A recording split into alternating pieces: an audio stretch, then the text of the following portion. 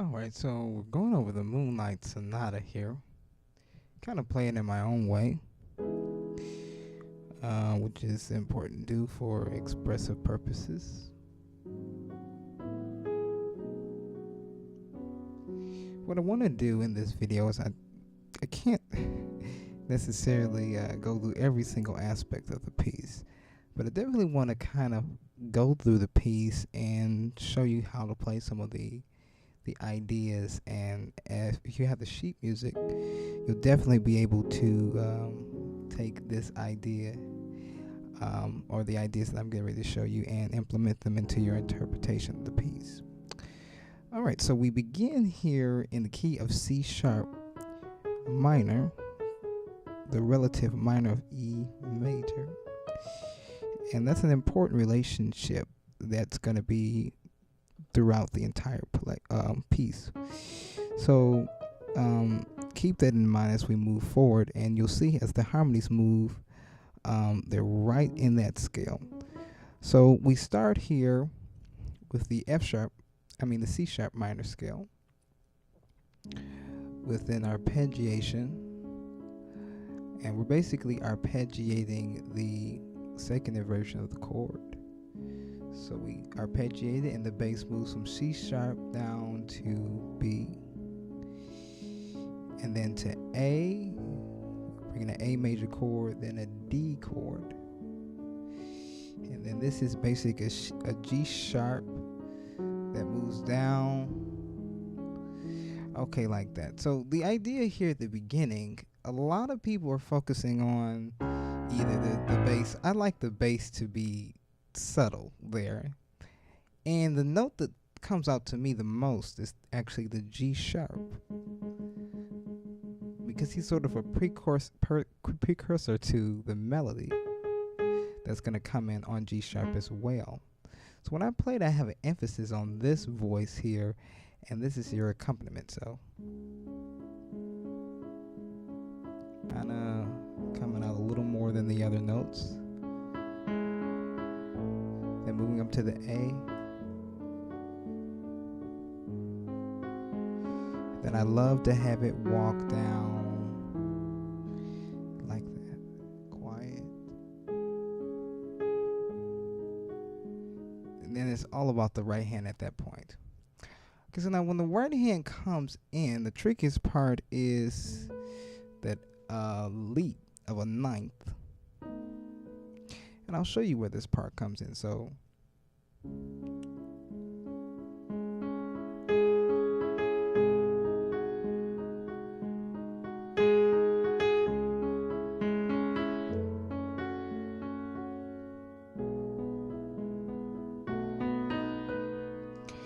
all right, so some people roll that. There are different ways to do it. The whole idea is to have a control of your pinky finger. And if your pinky finger's there, you could cheat in all sorts of types of ways. And that's really the secret behind this entire piece, because the pinky finger, number 5, is doing a lot of the work, especially with the melodic ideas. So we come with that leap, and then we arrive to an E major.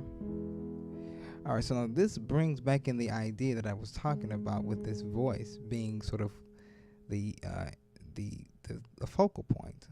So we have I'll start here.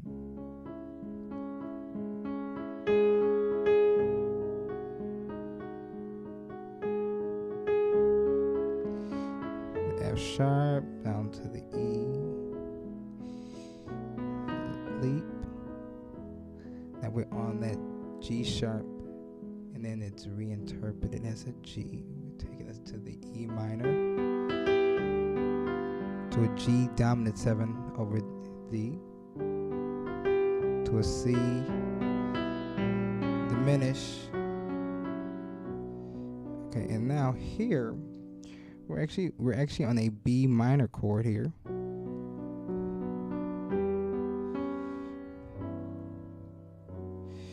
We're setting up for cadence onto the B minor.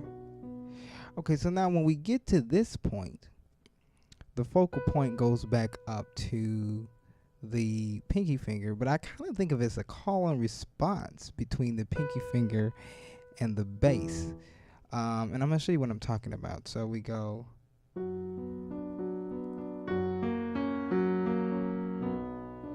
Big arrival to the B.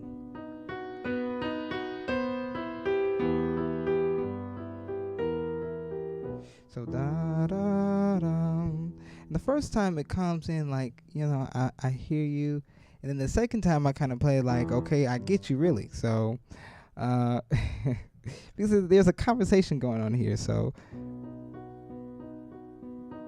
I hear you.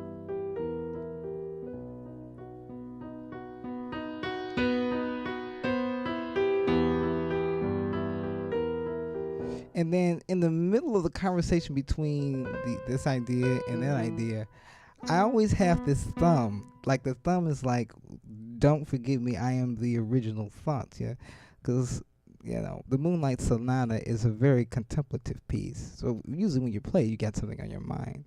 And that thumb, for me, kind of embodies whatever that idea is. And the melodic ideas and the harmonic ideas that are led by the bass are sort of coming in to, help you sort this idea or minister to it, or however you want to think of them as being there. Okay, so we have, then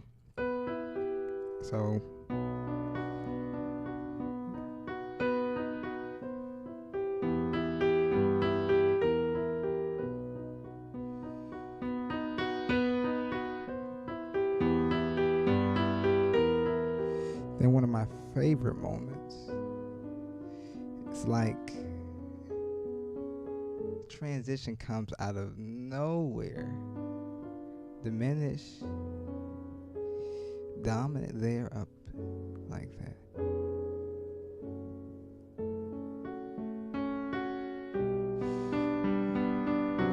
And I should mention here, in this piece there is an absolutely wonderful use of the Neapolitan chord. The Neapolitan chord in classical music is basically a flatting of the second scale degree of whatever the scale is. So in this particular case, we were going to on our way to F sharp minor. So the Neapolitan there would be G.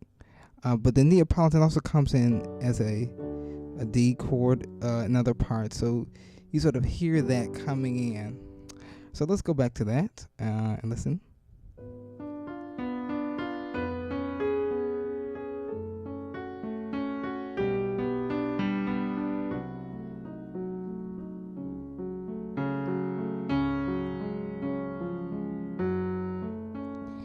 And then we're in the F sharp. Let's take a little back here.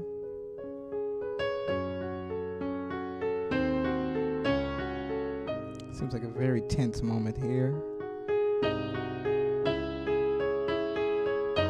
Like we're getting ready to arrive, but something else comes up.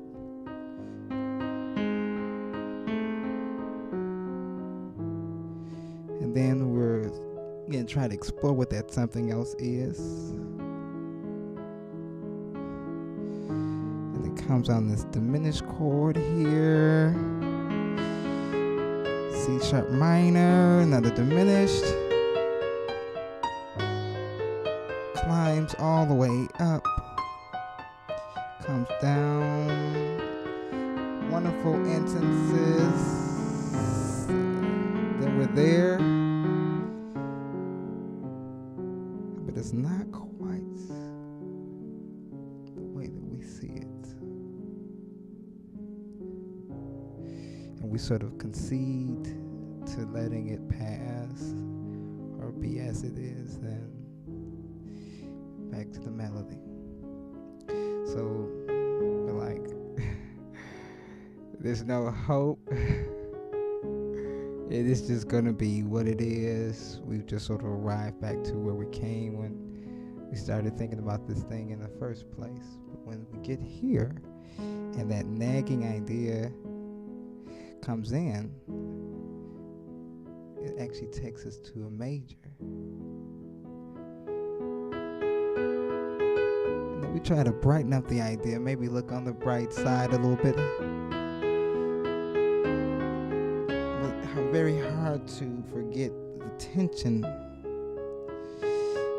Then that Neapolitan comes in there, but flips us around to the C sharp again. Call and response.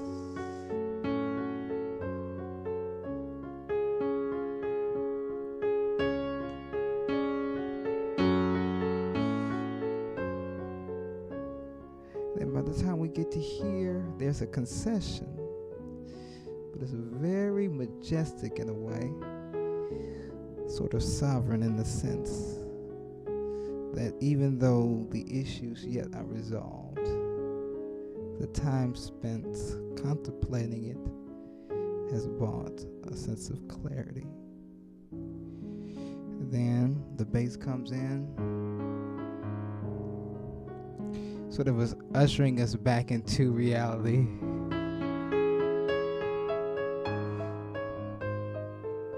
Whatever conclusion we made, kind of fleeting here.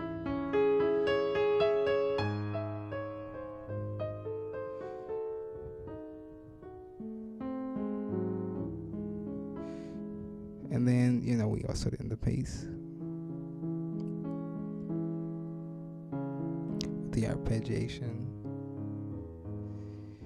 So it was a lot of muscle memory involved in there. I don't have any sheet music here in front of me. And you really sort of have to memorize the Moonlight Sonata to get it and to be expressive. And I play it absolutely different each time. But that's not a bad thing. It's actually a good thing. In that way, I've made the piece my own. So sort of my secret behind the performance, whatever you may think of it, is that there's a story being told, and the story is centered around an idea. And I think that G sharp sort of embodies that idea. Even at the end,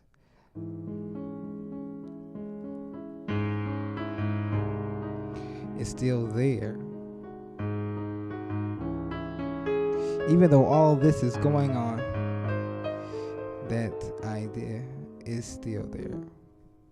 So that is sort of my take on the Moonlight Sonata, and hopefully you've gotten some ideas from that.